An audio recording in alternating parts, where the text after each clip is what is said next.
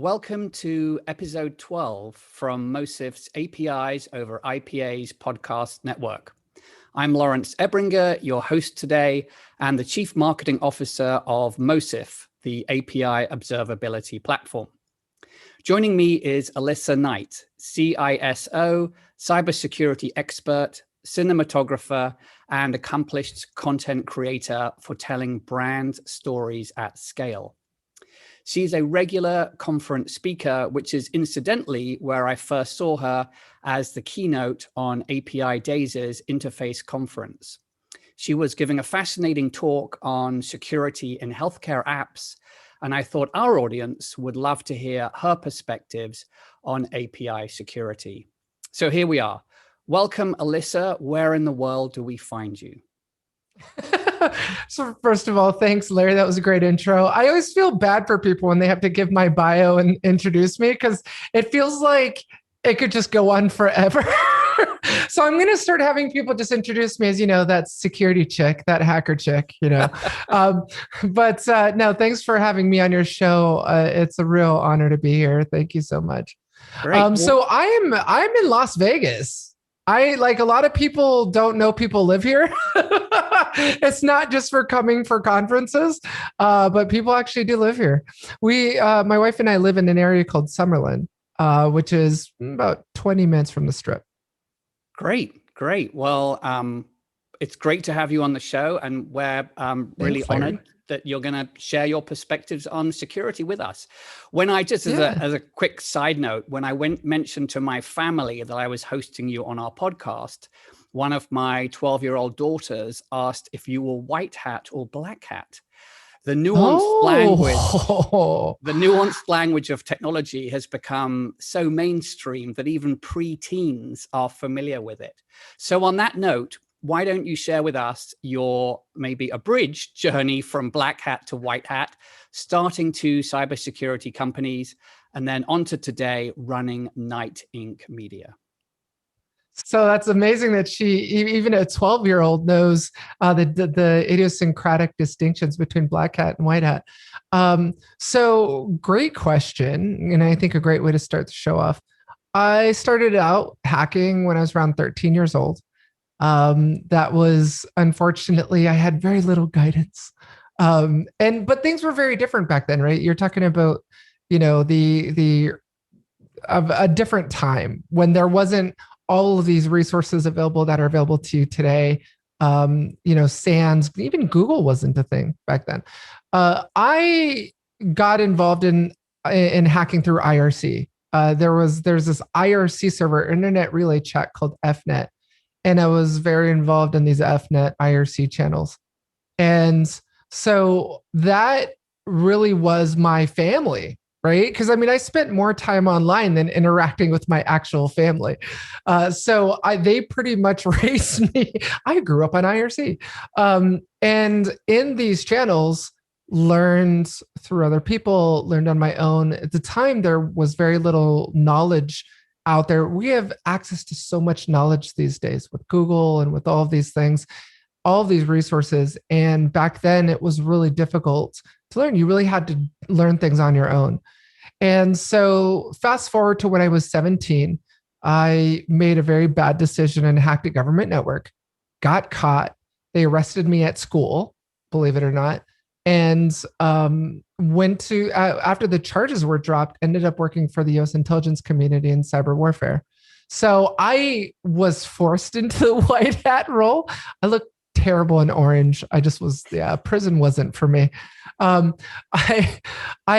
went from black hat to white hat outside of my own control. And it's good because, I realized who I was. I figured out who I was. And, it was clear to me that I could make a significant amount of money doing what I love most, and that was hacking. And thus was born, penetration testing / ethical hacking, and, actually hacking company networks and explaining to them how we did it in order for them to defend themselves against the real attacker. Great. Wow. Yes. I don't think anyone looks that good in orange. Orange is not the new Alissa Knight. Funny, right? So in one of your great YouTube videos, which by the way, I recommend our listeners to tune into, you gave a splendid definition of a hacker. And it was someone who wants to understand how something works and then send a stimulus that the developer didn't expect or account for. So really not that nefarious as one would imagine. And also on your YouTube and on your blog content, you really back up all of your claims with great empirical data, which really makes it a lot more valuable. So as someone who has sat on both sides of the table, so to speak, and written extensively about hacking banking and health tech APIs, and now I just heard a government network, and also someone who presented to Gartner recently about what you thought about API security. What are the quite ironic? Indeed. What are the most common mistakes that developers make when it comes to API security? Good question. I think for me, the most systemic issue is developers will remember to authenticate the API request, but they'll fail to authorize it.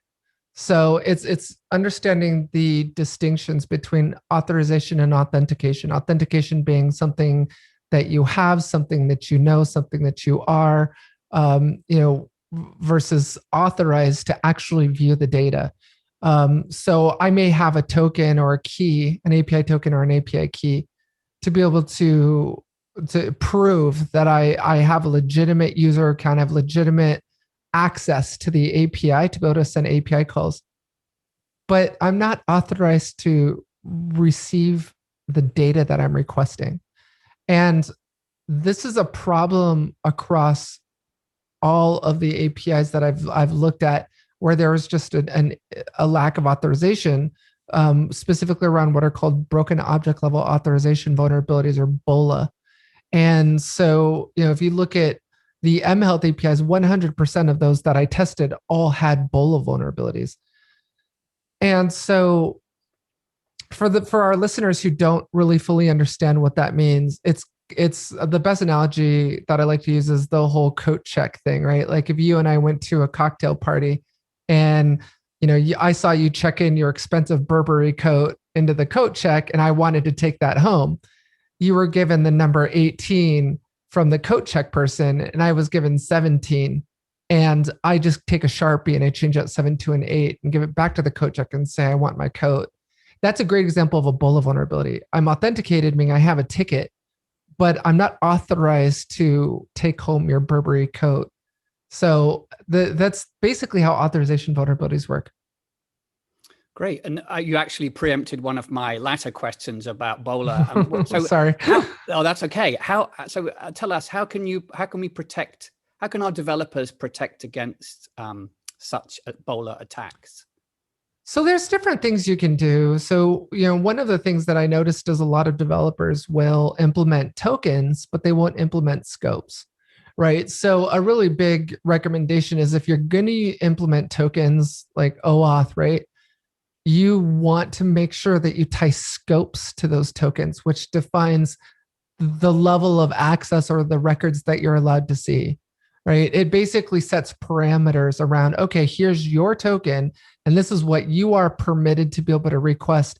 So if I'm a clinician, for example, and I have a login, through those scopes, I can only view these specific patients. Or if I'm a patient, my scope for my token should only allow me to see my patient records, not /patient /1, 2, 3, 4, 5, all of these other patient records. I should only be able to just request my specific patient record. That's one fix for it. There's obviously commercial solutions that where you can implement this as well. But it's a lot of the vulnerabilities that I'm finding aren't, they're as basic as authorization issues. They aren't, it's not like they're SQL injection or anything that's other, like web application firewalls. Legacy WAFs are looking for, rules-based security controls are looking for. They tend to be more logic-based vulnerabilities. That's something that a rules-based security control won't be able to see. Hmm. Hmm. Yeah, fascinating. So on that subject of rule-based WAFs like mod security or even API Mhm. gateways, which I note that in one of your recent YouTube postings, you effectively said are pretty useless for protecting your APIs. And I'm you pretty opinionated. right. And you funnily enough, I think it was the 2019 report from Gartner protecting your APIs where they espoused the virtues of API gateways, and then you were Mm. on Gartner and you basically shot that down. Is I there don't think they anything? like me very much over there. Is there anything else that can be done, perhaps like advanced anomaly detection, that can further protect your APIs? Look, here, this is my position on it. I don't think that security should ever be a feature of a product. Right. So, like, for example, when you have an API gateway, they're adding security in as a feature to their primary responsibilities. For me, that's a concern, right? Web application firewalls, especially legacy WAFs, and Gartner actually put a report out on this as well. Um, in their report, they said that web application firewalls were an effective security control against APIs. And this is something I could go on all day about with, pay for play and the analyst industry and stuff like that, but I won't go there. Um, you know, the fact of the matter is, and I think it's creating this false sense of security because CISOs are buying WAFs and they're implementing API gateways and turning on security. And it's creating this false sense of security. Every single one of the APIs that I hacked in my most recent healthcare breaches were protected by WAFs. There's these, so CISOs are listening to this information coming out from the analyst industry who have to print and talk about it because those are their paying clients. So they have to talk about them. But the problem is that they're not an effective security control against API attacks. How is a WAF going to know whether or not I should be requesting data that doesn't belong to me? It's going to be looking for things like SQL injection in the payload, cross-site scripting attacks, that sort of thing. But it's not going to know whether or not I'm authorized to see something or not. That's outside of its realm of understanding. I forgot your question. Sorry. What was it? I think I answered like 3/4 of it. What was the other fourth? Well, really, I mean, you did, but really the question was around if WAFs and API gateways don't swing it, how can you protect your APIs? And in fact, I think you touched upon a very cogent point, which I heard actually again in one of your YouTube channels, which is a lot of CISOs and developers view security as an afterthought or a bolt-on. And you Yeah. said, don't do that. You should take the importance of security from the get-go. So would you like to expand upon that a little bit?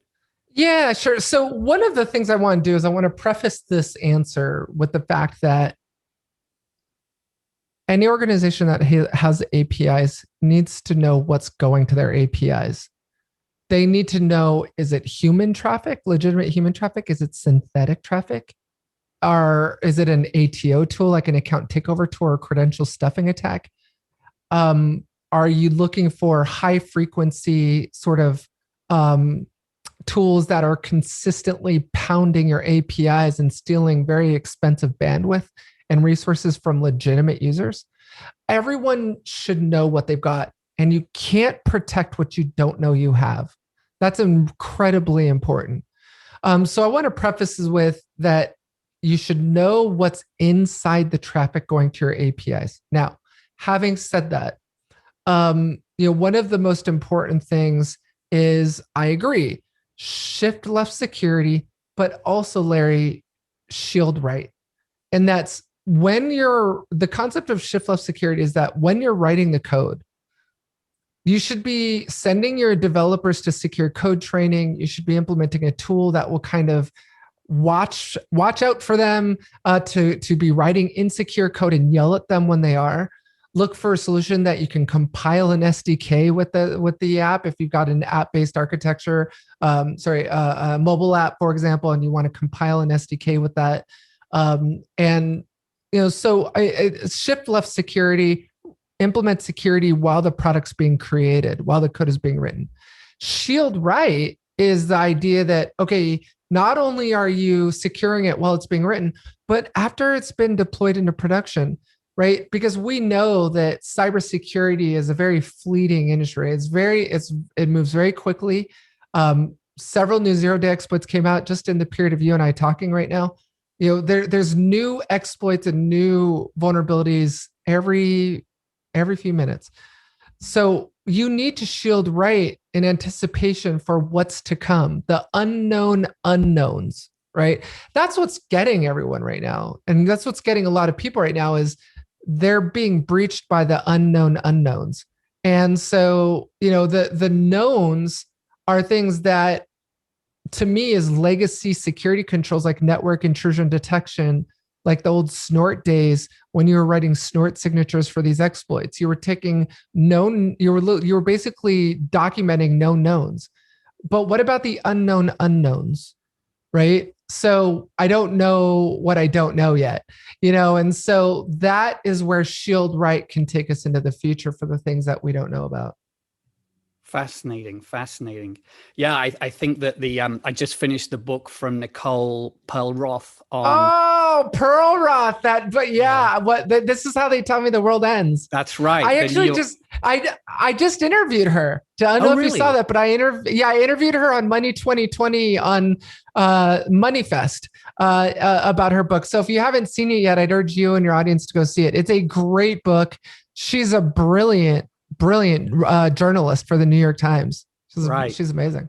Right. And fascinating. I mean, the book is long and thick, a weighty tome, but it reads like a crime thriller. It's brilliant. And of course, crazy. It's all fact. And it is, I mean, the whole exploit industry, how it started off in the early noughts, 00, 01, 02 was really, really fascinating. Great perspective on shift left, shield right. I love that graphic analogy. Moving on a little bit more into, since MobSF is used in a bunch of health tech apps, moving on a little bit into health tech. In your experience, is EPHI, patient healthcare information, or personal banking information more valuable on the dark web, and why? Ooh, I actually did research into this. This is a great question. So obviously with the work that I do, I'm browsing, tour sites a lot and just dark websites a lot. And one of the things that I can tell you is that electronic health records are worth 1,000 times more than a US credit card number. So when you have a PHI record, EHR record, whatever you want to call it, you have a lot of data, right? So if I compromise target and in that compromise, I steal Larry's credit card number, your bank can very quickly send you out a new card, and it costs a few bucks to the bank. They send you out a new card, you've got a brand new card, you're fine. If I compromise your health history and put that up for sale on the dark web, how easy is it for you to get new health history sent to you in the mail? It's impossible. There's no such thing, right? It's gone. Once it's out there and it's done, right? If I want to figure out how to kill Larry, I find out, I grab his PHI and I find out he's allergic to bee stings. So, I go after you with some bumblebees, but you can't undo that once it's done, right? That's one of the reasons why I believe it's worth so much. The other thing is, having compromised so many healthcare APIs, I can tell you that there is a treasure trove of data in there. Where I even not only saw the admission records for a hospital in one of them, but also the family member information of that individual. So when you go into the hospital, they're asking for next of kin information, all this other stuff, all this other data that they're going to need to know, including pictures, they're photographs of patients. So this is a very content rich environment, a very data rich environment. There's a lot of data on individuals within PHI records, which is why we need to take this so seriously, and which is really the impetus for a lot of my healthcare research, because when you're talking about people's health, it's way different than defacing a corporate website. So much has changed over the last 2 decades. Before it used to be about defacing websites. When I was hanging out on IRC and doing this, it was all about, hey, Rafa was here, world of hell, mass defacement. And now it's money. It's such a lucrative business to be in. When you talk about dark side and the tens of millions of dollars that these ransomware groups are bringing in, it's insane. A lot of these ransomware groups are bringing more money than some countries have. They have more cash on hand than some large companies, some of the largest companies in countries. So it's scary. It's a huge business, and the long-winded answer to your question is PHI is definitely worth way more than financial data. Right. Yeah. Fascinating stuff. And that's not to say, and don't get me wrong, Larry, that's not to say that it's less important. It's just, it just demands a much smaller amount of money than PHI. Got it. Well, given that the PHI and the EHR patient records are so valuable, are there unique challenges to locking down health tech APIs versus maybe those from, say, fintech? I think probably it's the weakest link in security kind of thing, right? So different healthcare providers will use different EHR systems, whether it's Epic or Cerner or whatever, fill in the blank here. Those systems prior to, and I'm sure we're going to talk about this, but prior to FHIR, could not talk to each other. There's problems where, for example, if I'm targeting something like a Cerner EHR system, that may be very, very, very well protected and very secure. But as soon as those PHI records, those EHR records, whatever. Sorry, there's so many different acronyms for this. I'm like, let's just call it PHI. So once that PHI leaves that system and goes to a less secure API, where do you think I'm going to target as a hacker? I'm going to target the less secure API. I'm going to go after the path of least resistance. I think that's one of the biggest problems that you ask about is this chain of custody or weakest link in security issue, where PHI can go from a very secure API to a less secure API because the person who wrote is just some small business, doesn't know what they're doing, created this API and didn't know anything about security. And I robbed them, and I robbed Paul instead of Peter. So that's one thing. I think the second thing also is the prevalence, and I would dare to even say it's very systemic across a lot of the mobile apps that I looked at, where with this new concept of mHealth or mobile health apps, where API keys and tokens are being stored in clear text or hard coded in clear text in these mobile apps. And developers just throwing their arms up in there and say, hey, where am I supposed to store them if I can't store them in the app? Not really knowing where to put them. And so it's a real problem. I think there's problems on the app side where keys and credentials are getting hard coded, and then on the back end where the APIs are, it's a problem. Right. Can you talk through a little bit more about the different attack surfaces that ePHIs could be compromised over, and perhaps what could be done to harden them? Like you covered a little bit about the apps themselves, maybe the key stores, the network, the API endpoints, and also then the data lakes. Sure. Yeah. I mean, there's just obviously data everywhere. The whole concept of castle and moat is completely erased at this point. Data's everywhere. You can't control it. Um, so definitely on the client side, the hard coding of keys and tokens or credentials, that's the real problem. You have different types of APIs. So if you want to talk about the different attack surfaces, you have partner facing APIs. And Larry, supply chain attacks are a real threat today. Like I don't even have to go after you from the internet. I can just find out who you're doing business with and go after them. And then find out that there's connectivity between the two of you through a partner API, a B2B API that's just facing the two of your companies. And I'm in because whoever wrote it felt, well, this is a partner facing API. It's not facing the internet. So we don't have to worry as much about security. Right. So there's that. You have, web APIs, right? So when you have a web API where you don't have a mobile app, the security controls on the client side are going to be far different, right? So whereas you can compile an SDK with the mobile app to add that additional layer of security, what do you do about the web APIs where you can't necessarily compile a Chrome browser with the SDK, or get Google to distribute that for you? There's also the concern over woman in the middle / man in the middle / person in the middle attacks, where you have a lot of organizations that are not implementing certificate pinning.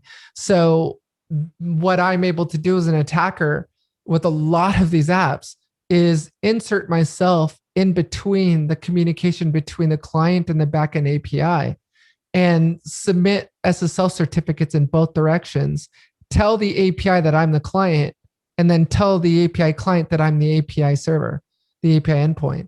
And both think they're talking to each other and they're really talking to me. And that allows me to decrypt the SSL encrypted traffic and look at it. And I can learn how the API works that way just by intercepting the traffic and decrypting it, and then copying and pasting those API requests into my own API client like Postman, and then start going after the API endpoint myself manually with an API client. Got it. Yeah, I actually I followed one of your tutorials recently on how to actually do that, and it was surprisingly straightforward. I'm not, I'm not a super great coder. In fact, I'm not a coder at all. But it was very, very straightforward and a little bit shocking that you could, with Postman and some packages you could download onto your Mac, that you could pull all of that information out. Yeah. Yeah. Homebrew makes it surprisingly simple. It's like a package manager, like Red Hat RPM. But right. Yeah, it's really powerful. I mean, and a lot of these tools are free downloads, right? You have freemium models, and a lot of these clients, like for example, I think it's called Arc API REST client. That's a free download. Like you don't. The thing is that when you're hacking, and that's what I don't understand. A lot of developers will implement security. It says, "Oh, don't worry. We look to make sure that the mobile app isn't being run on a jailrooted or jailbroken phone or rooted phone." I don't care about that. I don't need to run it on a jailbroken phone.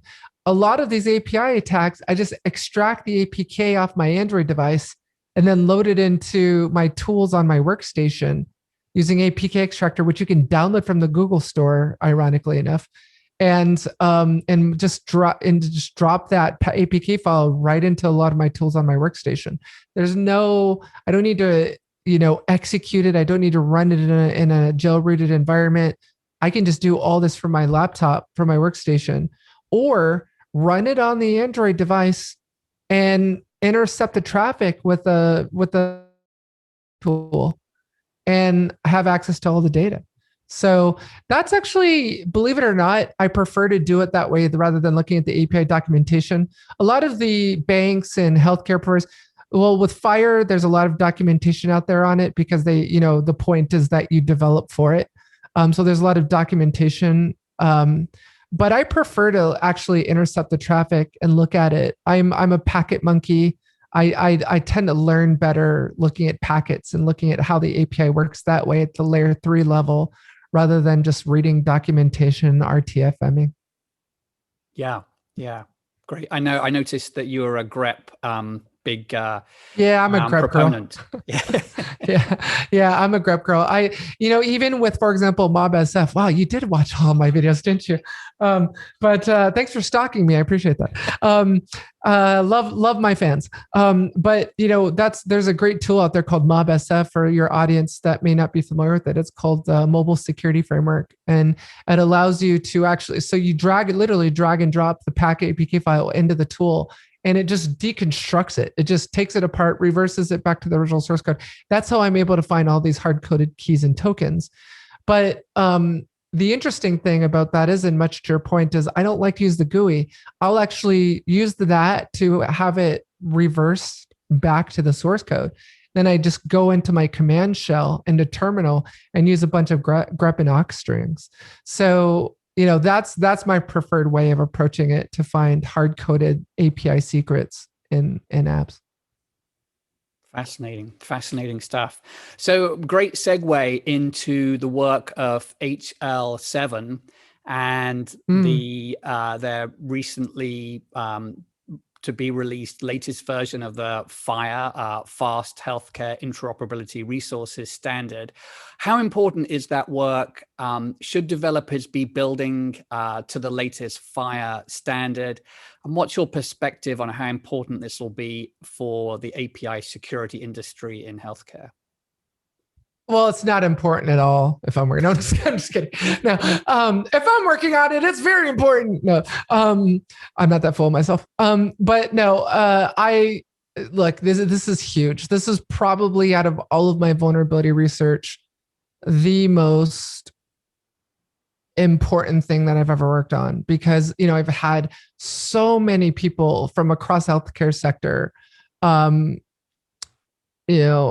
just a lot of different people reach out and talk about how important this research is. And a lot of people don't know this, but they automatically assume just hackers come out of the womb knowing this stuff. Like, I had no idea how to spell FHIR, let alone knew what the hell it was when I walked into this.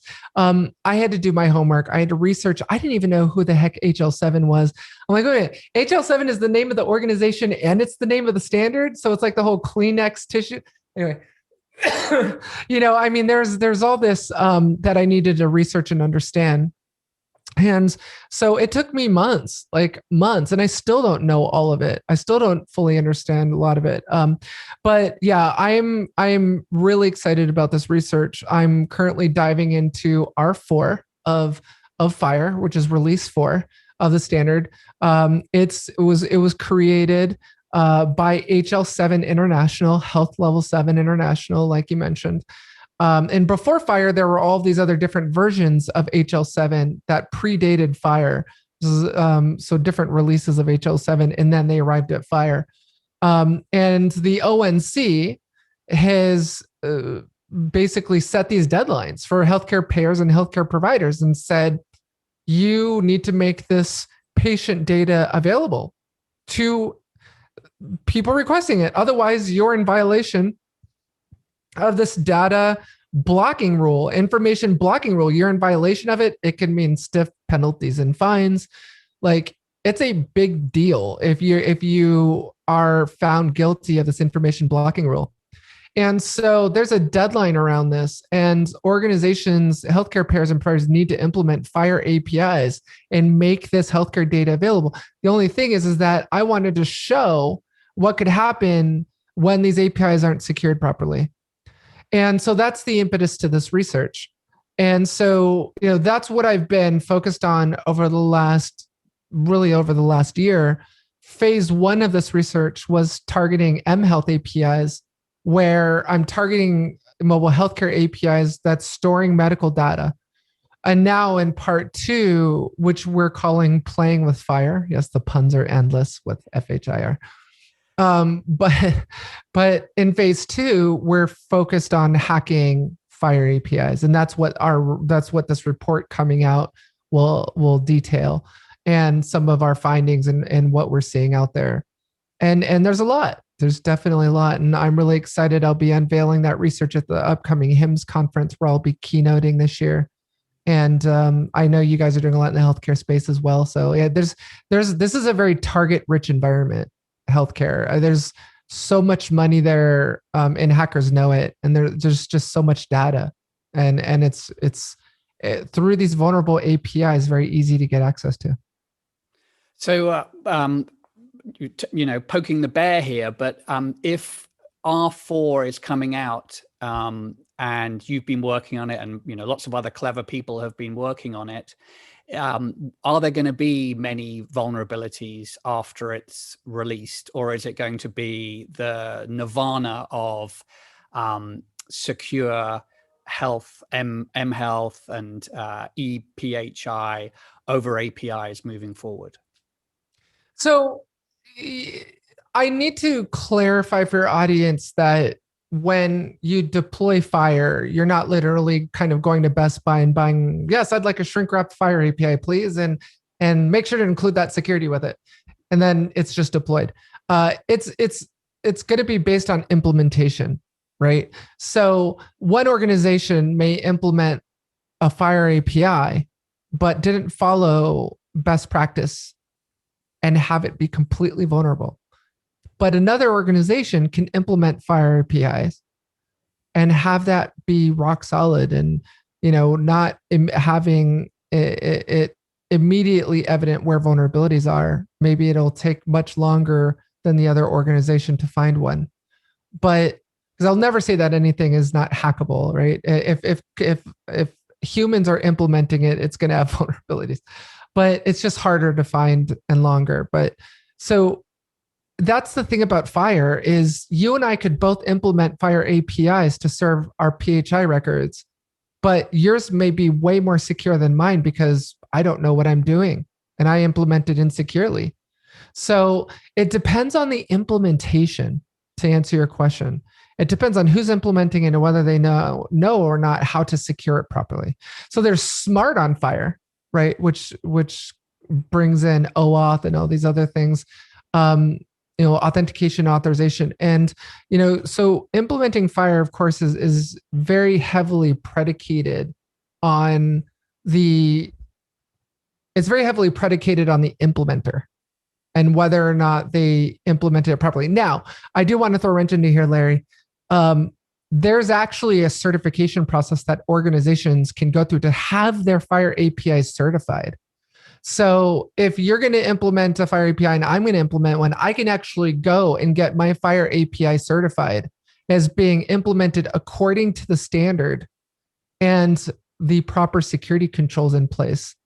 And you can continue to run FHIR APIs, but not be certified. It's not compulsory, right? You're not required to get yours certified. The EHR vendors that I've spoken to in this research, they're pursuing certification, of course, but you can have non-certified and certified APIs, which means that there's going to be a very big mix of vulnerable and not vulnerable APIs. Let me be careful when I say that, because I'm not saying that a certified API is going to be secure and unhackable. I'm just saying that you're going to have a mix of the two. Right. It sounds like it's a little bit like HIPAA compliance. There is no third-party certification body. There are best practices that you should follow, and there are people who will audit what you've built. But HIPAA is basically a bunch of guidelines that you should follow, and then I suppose it's up to putting your product out there in the marketplace and seeing if it is that secure after you followed HIPAA compliance. Sounds like, though, that HL7 has gone one step further, where there are third-party bodies who can check that you've implemented FHIR to the best. According to standard. Yeah. So and one of the EHR vendors that I spoke to, I won't name them, but did say that they were pursuing certification by the end of the year, which, and based on what they told me, would make them the first company to get their FHIR. And you have these different releases, right? These different versions of FHIR. There's different versions, and one particular version being more closely aligned to the certified version that you could have is in getting your FHIR API certified. Who the actual organization is that's doing the certification and accreditation, I don't know. I want to say maybe it's HL7. I don't know. I'm sure it's someone, but yeah. So you can definitely, you have the option to go and get it certified or not. And much to your example, it's not, you're not required to. Got it. Got it. Great. Well, we've covered a lot on our podcast today. That you've given a lot of fantastic insights on how to protect your APIs in general and your mHealth and your health tech APIs in particular. As a final takeaway or penultimate takeaway, what's next for APIs and security that we haven't seen yet? Yeah. So I think hashtag more, please. I think we're moving, and this is a great way to close out the show and the interview. But I mean, I think first of all, that's a great question. And I think if I were to kind of put my fortune teller hat on, I think this is definitely the direction the world is headed. We have we're moving completely away from monolithic architecture and moving to microservices. Everything is moving to the cloud. Everything is microservices powered by APIs. I think we're just going to see more and more of this. And the problem is that organizations are going to go from running 1 to 2 APIs to 1 to 2,000, right? I'm working with an organization right now that has over 1,600 APIs, right? That's a lot of APIs. So I think this is going to create a much bigger marketplace. One of the things that coming out of the presentation to Gartner on the state of the API security marketplace is that it's going through an identity crisis right now. The API security marketplace doesn't really know what it is yet. There's every company out there with an API security threat management solution believes that they're the right way to do it. And that's not necessarily false, right? Every single company may be doing the right approach to API security, but I think the jury is still out on where that will land. Is it inline? Is it passive? Do we use SDKs? Do we use distributed tracing? There's all these great, amazing approaches. A lot of them are my clients, and they all have great solutions. What the actual best approach is, I don't know if there will ever be an answer to that, but I know what the wrong approach is. And we talked about that here on the show. And that's these legacy-based rules-based systems like web application firewalls, or let's throw an API, we've got an API management solution in there. Let's just have that do security. So I think through my research in showing that I can hack and breach these APIs and steal all of these thousands of patient records by APIs that are protected by WAFs and API gateways is proving that no one should be using these to secure their APIs. They should be looking at solutions like MobSF and looking at solutions like these other threat management solutions like Traceable and Approve and a lot of these great solutions out there. But first and foremost, what everyone needs to understand is you can't protect what you don't know you have. You need to know how many APIs do you have? What kind of data are they serving? Are they spacing the internet? Can I reach them from the internet, or are they partner facing? Are we authorizing and authenticating? Okay, so we're giving you authenticated access to this, but are we authorizing what data you can request? All of these things are all very important. Knowing what kind of data your APIs are serving. If I have 1,600 APIs, Larry, do you think I'm going to know which APIs are serving PII or PHI and which ones are serving PCI data? Like, I should know that. And there's no way I can memorize that. So I'm going to need a tool to do it. And, my recommendation is to all of you out there is know what data is going to your APIs. Know what, either interdicting it, looking at, analyzing it, know what's going there, know what is taking you the bandwidth from your APIs and what API requests are being sent. Instrument yourself with a tool that will give you the ability to look at it and take action on it. Great. What a superb summary and takeaway from this interview. So as my final question, where can our audience find out more about Alissa, and where are you speaking next? I know you're a very prolific keynote speaker. What's coming up for Alissa, and what other resources out there should our audience be following? Sure. So I would say that the primary vehicle for where I distribute my vulnerability research and content as a content creator and filmmaker is YouTube. So definitely subscribe to my YouTube channel and smash that bell icon for notifications. But also follow me on Twitter and connect with me on LinkedIn. I love nerding out on API security and hacking in general. I have a new book coming out on hacking APIs through Wiley, is my second book. I'm in the process of writing a screenplay for a new TV series. There's a lot going on in my world, and I definitely would urge everybody to just follow me on YouTube, LinkedIn, and Twitter, because that's primarily where I'm at. Unless they want to see pictures of my food, I'm on Instagram. I post pictures of my food there. So I appreciate all of you and as part of my network and followers and fans and keep an eye out because it's going to be a really exciting year. I'm going to be speaking at HIMSS next.